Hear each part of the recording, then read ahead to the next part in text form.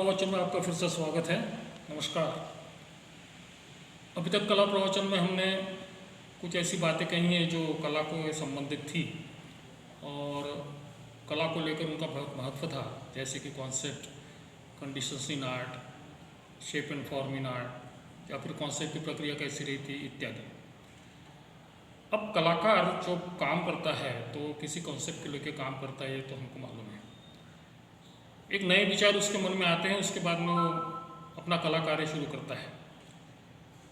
लेकिन कॉन्सेप्ट तो आ गई, उसके बाद में उसने इमेजिनेशन भी किया, फिर उसने सोच लिया कि मुझे क्या करना है, और जो मुझे करना है वो मुझे, यदि मैं पेंटर हूँ तो मुझे कैनवास पर लाना है, यदि मैं एक्टर हूँ तो मुझे स्टेज के ऊपर वो एक्टिंग करके बताना है, यदि मैं डांसर हूँ तो मुझे डांस करके बताना है, तो मुझे परफॉर्मेंस करना है। मेरे पास में कॉन्सेप्ट है, मेरे पास में विचार है, मेरे पास में टेक्स्ट है, मेरे पास में ड्रामा है, लेकिन उसका परफॉर्मेंस तो मुझे करना है। तो ये सेकंड स्टेज होती है परफॉर्मेंस की। पहली स्टेज तो ये है कि उसने एक नाटक पढ़ा, उसके मन में पेंटिंग के बारे में विचार आया, उसके बाद ये दूसरी जो स्टेप है उसकी परफॉर्मेंस की स्टेप है। अब वो विजुअल आर्ट भी होगी तो उसको परफॉर्मेंस तो होता ही है, परफॉर्मिंग आर्ट्स में तो होता ही है, डांस, ड्रामा, म्यूजिक में, लेकिन पेंटिंग में भी पेंटर का वो परफॉर्मेंस होता है। स्कल्पचर, एक स्कल्पचर जो होता है वो भी जब स्कल्पचर तैयार करता है तो उसका इन अ सेंस वो परफॉर्मेंस ही होता है। अब परफॉर्मेंस तो हो गया, मतलब तुमने सोच लिया, उसके बाद में तुमने परफॉर्मेंस कर लिया।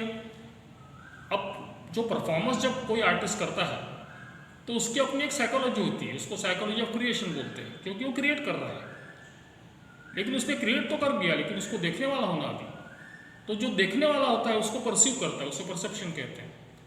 तो जैसे एक साइकोलॉजी ऑफ क्रिएशन होती है, वैसे साइकोलॉजी ऑफ परसेप्शन भी होती है, क्योंकि अब देखने वाला है, क्रिएशन करने वाले ने क्रिएशन तो कर दिया, अब उसका उस वस्तु पर कोई अधिकार नहीं है, क्योंकि वो पब्लिक बन गई है। अब जो वस्तु पब्लिक बन गई है, एक कॉन्क्रीट फॉर्म में लोगों के सामने आ गई है, उसको अभी उसका परसेप्शन हो रहा है, क्योंकि देखने वाले को कैसी लगी, देखने वाले ने उसको अप्रिशिएट किया कि नहीं किया। और फिर यहाँ पर सबसे अहम मुद्दा उपस्थित होता है कि जो अप्रिशिएट करता है ऑडियंस, तो अप्रिशिएट किससे करता है, किससे करता है, इससे मतलब मेरा ये है कि वो रियल का अप्रिसिएशन करता है या अनरियल का अप्रिसिएशन करता है, या कहीं इल्यूजन ऑफ रियलिटी वहाँ पर उत्पन्न होती है। अप्रिसिएशन किसका करता है? कॉन्क्रीट फॉर्म में तो कोई ऑब्जेक्ट हमारे सामने आ गया, वो तो रियल है, जो कला वस्तु निर्माण की गई है वो भी रियल है ना।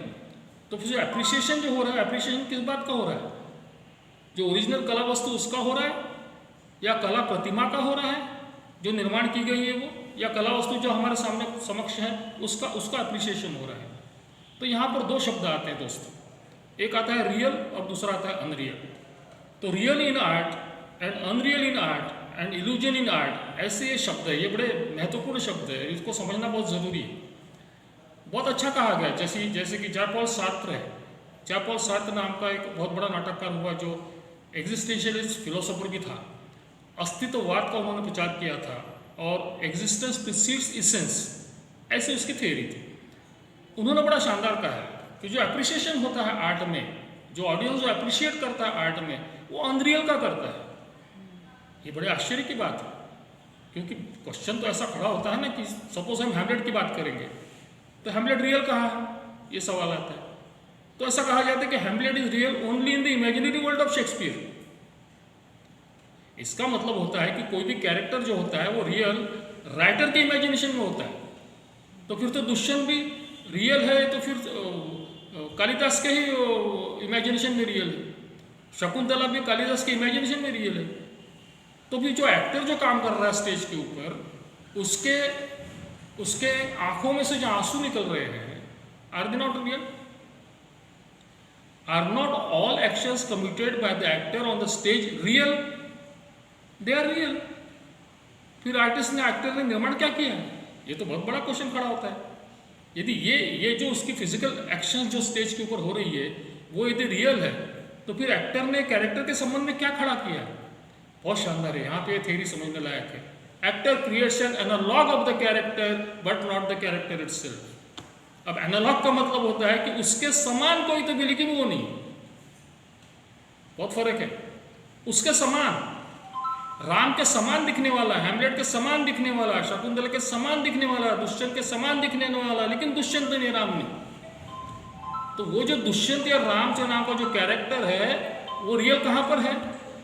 वो राइटर की इमेजिनेशन में ही रियल है। अब यहाँ पर जो निर्माण हुआ है वो क्या है?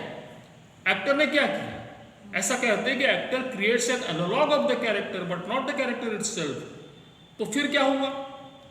उसके समान वो है, और रियल कहाँ पर है कैरेक्टर? उसके इमेजिनेशन में है। और इसने क्या खड़ा किया? उसके समान दिखने वाला, लेकिन वो नहीं। तो ये जो उसने समान, उसके समान दिखने वाला खड़ा किया, that is illusion of reality but not reality. तो it's not the character that becomes real in an actor, it's an actor who becomes unreal in his own character on the stage. ऐसी बात है। अब यही बात जो है ये पेंटिंग के भी बारे में सच है। ऐसा नहीं कि सिर्फ ड्रामा में होता है, ये पेंटिंग में भी होता है, ये किसी भी कला में होता है। पेंटिंग में भी क्या होता है? पेंटर के मन में कुछ बात आती है, वो उसके कॉन्सेप्ट के स्वरूप में रहती है, लेकिन बाद में जब कैनवास पर वो बात उतरती है, वो जो उसने इमेजिन किया था वैसे नहीं उतरती, उससे डिफरेंट उतरती है, क्योंकि बीच में बहुत सारी बातें होती है। तो उसने जो इमेजिन किया था वो यदि रियल है, तो कैनवास के ऊपर जो उतरा है वो उसका इल्यूजन है, इसलिए वो इस सेंस में अनरियल है। इसलिए वो कहते हैं कि अनरियल का एप्रिसिएशन होता है। So they say real is never beautiful, it is illusion of reality created in art which is beautiful, which is sublime, और which can be rejected also, it may be ugly also. तो ये जो appreciation हो रहा है वो real का नहीं हो रहा है, वो इल्यूजन ऑफ रियलिटी का हो रहा है, और ये बात समझने लायक है। दोस्तों इसको समझ लो और फिर देखो आर्ट को अप्रिशिएट कैसा किया जाता है।